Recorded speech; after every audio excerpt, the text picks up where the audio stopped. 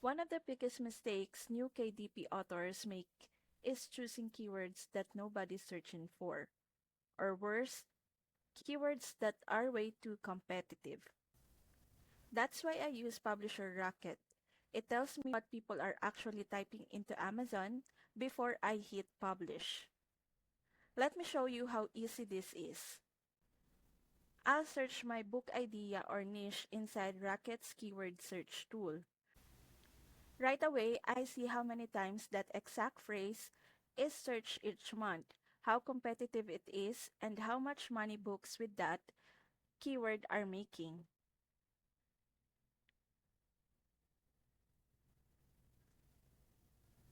Here's one that looks perfect. Low competition, over 2,000 searches, and solid earnings. This is how I avoid wasting time writing books no one's looking for. If you're serious about selling on KDP, don't guess keywords. Use real data with Publisher Rocket.